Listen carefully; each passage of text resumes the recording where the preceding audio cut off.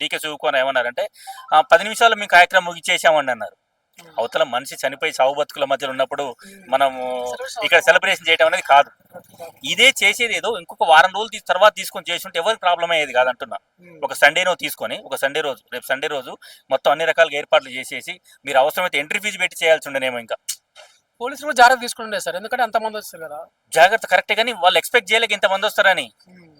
ఇప్పుడు మీరు అన్నట్టు ఇక్కడ పుష్ప సినిమా కనుక ఎట్లయితే హీరో వస్తారని ఎక్స్పెక్ట్ చేయ హీరో ఒకసారి వస్తున్నది ఎట్లా ఎక్స్పెక్ట్ అయిందో, అక్కడ కూడా ఏమనుకున్నారు వీళ్ళు విన్నింగ్ కప్పుతో వచ్చేసరికి పబ్లిక్ అనేది మనం కంట్రోల్ చేయలేము. అది కామన్. సార్ ఇప్పుడు సీఎం గారు 10 లక్షలు అనౌన్స్ చేశారు వాళ్ళకి, చనిపోయిన వాళ్ళకి. సో ఆ 10 లక్షలు వాళ్ళ అంటే 10 లక్షలు ఇచ్చినంత మాత్రం వాళ్ళ ప్రాణం తిరిగి వస్తాయి సార్. వీళ్ళు 10 లక్షలు ఇస్తున్నారు. మోడీ గారికి స్పందించి ఆయన నేను 2 లక్షలు ఇస్తున్నా, మన గాయపడ్డ వరకు 50,000 ఇస్తున్నాను. మనం ఇచ్చే 10 లక్షల 20 లక్షల కోటి రూపాయలు అనేది కాదు.